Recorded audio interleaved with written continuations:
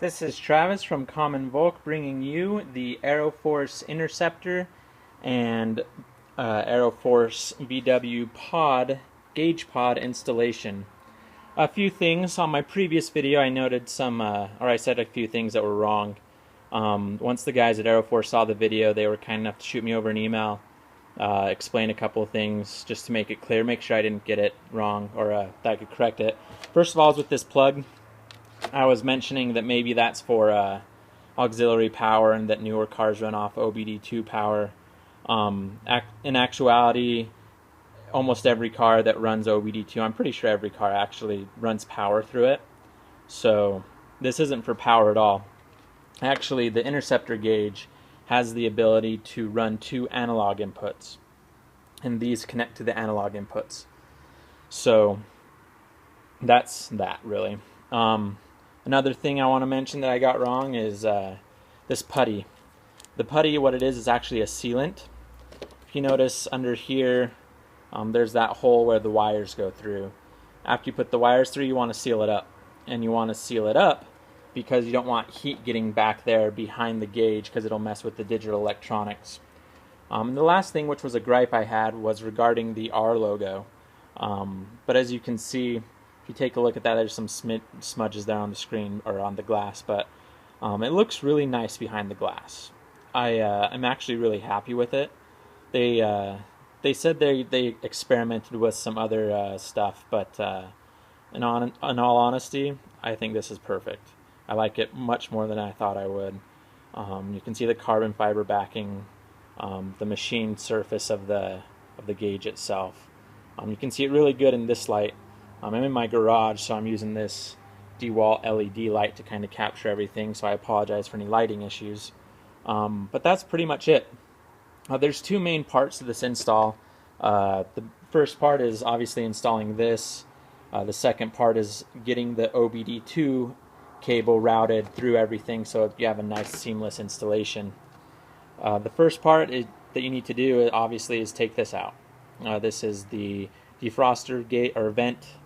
I just got this little tool that I had. Any little tool like this will work, even your fingers probably.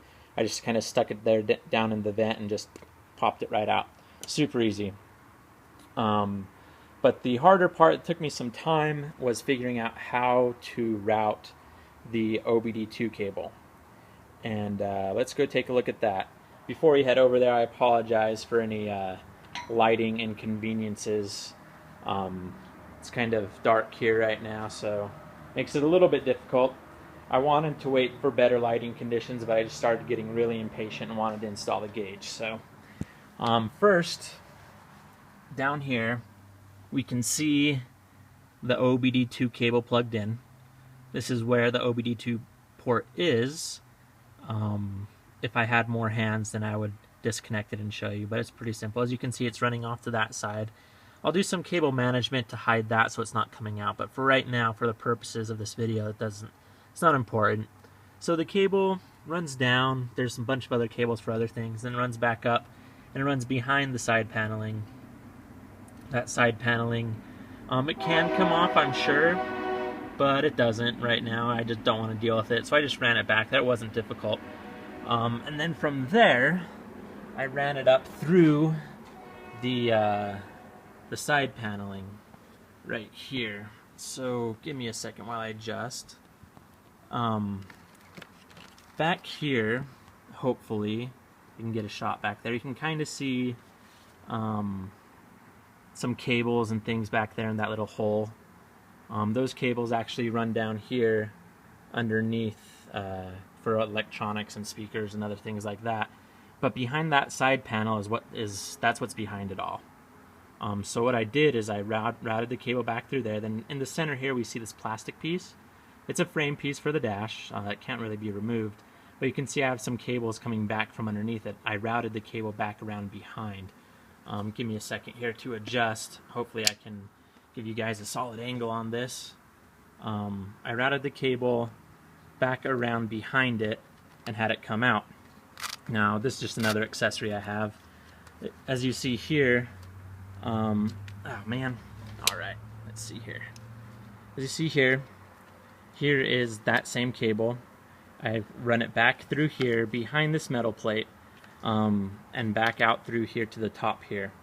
Now to get it back behind that plate, there's a couple ways you could do it. You could try to just finger through it after you remove all this stuff, or you could remove the little cubby here to help you out. Now as you can see, mine's super messy. I have a lot of custom stuff installed on here right now, so it's not very clean, including a pretty sweet traffic cam. In any case, I'll touch on that later. In any case, I ran it up back behind there and back through into the vent area.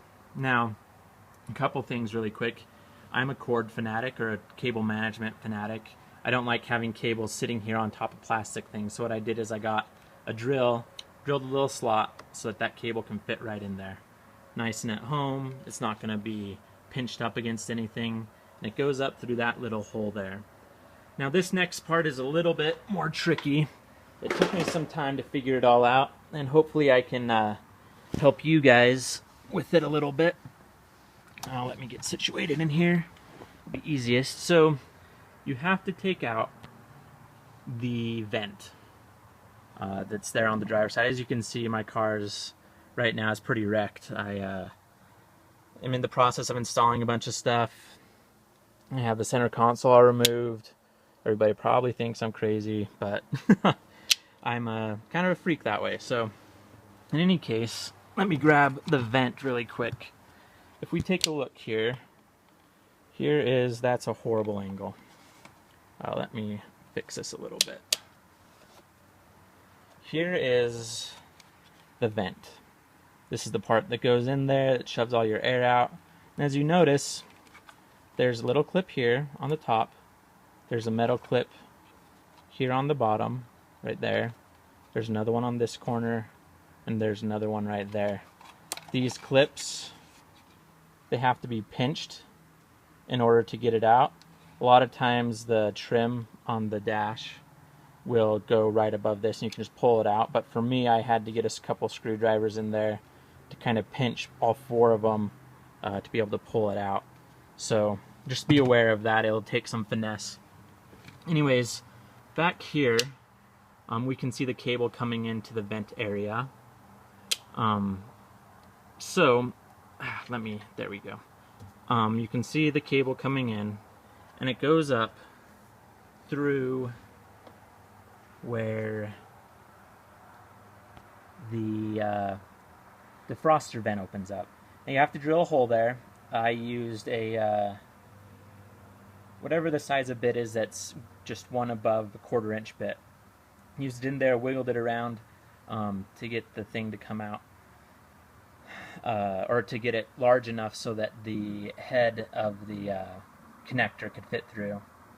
And it routes up here, and it comes out the little vent area. Now I have a carpet dash thing going on. A lot of people think that's old people junk, but I like them. It reduces the dust a lot. So anyways, the cable comes out there, and you have your cable routed. The biggest thing, the hardest part probably is getting that vent out. The other hardest part would be drilling that hole.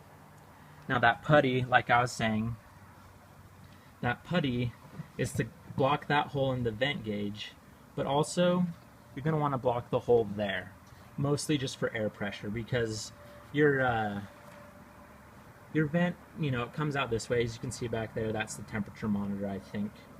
It may be something else, I'm not sure, some kind of gauge. But they're two separate things, and they're two separate things for a reason. And you want the air pressure that's supposed to go up through the defroster to go through to the defroster. So with that putty, you can plug up that hole, you plug up the hole behind it. I'm going to keep this length of cable there so that if I ever have to take the pod out, it's not, pulling at the cable or anything, and having the cable wound up down inside the defroster vent isn't going to be a big deal. But make sure you leave yourself some slack there. That is pretty much it. It's not super difficult to do. The hardest part, like I said, is getting the trim off and removing that vent. The trim is super easy to get off, just a little plastic pry tool, pops off around all the corners, and then the getting the vent out itself. Now when the vent reinstalls, and I was having this question, I was like, well look, that cable is going right into the vent area. Actually it doesn't. What actually happens is the vent, this light, the vent itself has its little hole, its little fixture, and it will go right in and it'll lift that cable up so that the cable isn't in there at all. You can kind of see the hole back there, it just fits right in. That way the cable's not in the way, everything's all tucked out and away. But that's pretty much it. That's the installation of it really. All you have to do from there is just connect the pieces, follow the online instructions, and that is the install of the Interceptor VW gauge pod. Now, in a future video, I'm going to explain a little bit more about some different things I'm doing. Here you can see I have the entire center console just taken out. I'm doing some custom wiring things on it. I can still drive the car because I disconnected the starter and connected a few key components so I can drive it around still. But yeah, a future video will cover some of that stuff. But until then, this is Travis with Common Volk. If you have any questions, post in the comments below, like and share this, and we'll talk to you guys next time.